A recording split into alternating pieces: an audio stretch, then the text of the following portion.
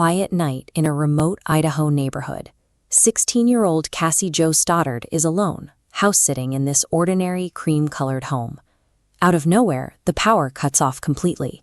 Then the sounds start, strange, deliberate noises echoing up from the pitch-black basement. Two of Cassie's high school classmates are crouched in the dark basement, treating the home and her life like a film set. Brian Draper and Tori Adamczyk looked like normal teenagers.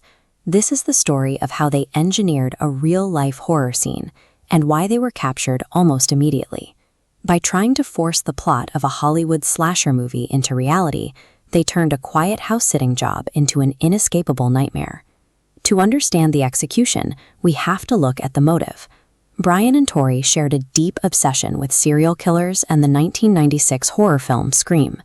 They specifically wanted to replicate that cinematic aesthetic. They even created their own pre-production materials.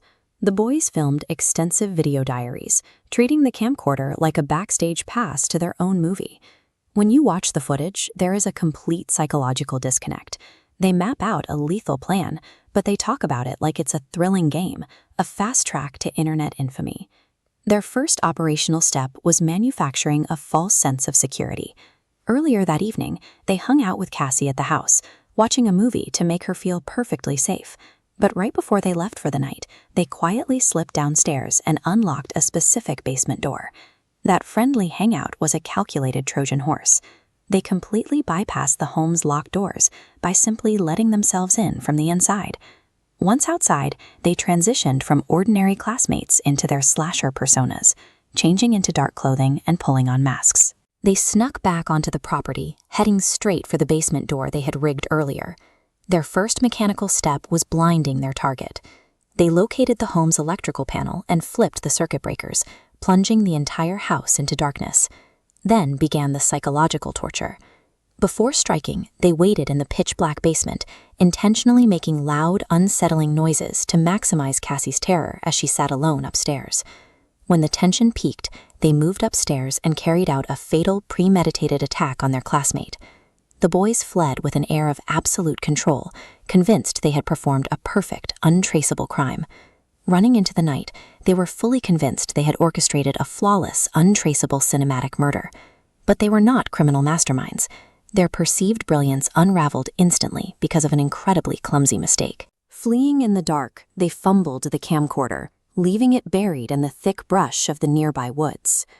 When investigators searched the area, they found exactly what the boys had carelessly lost: a small digital video cassette resting in the dirt. The tape contained undeniable footage of Brian and Tori bragging in explicit detail about the murder right after they committed it.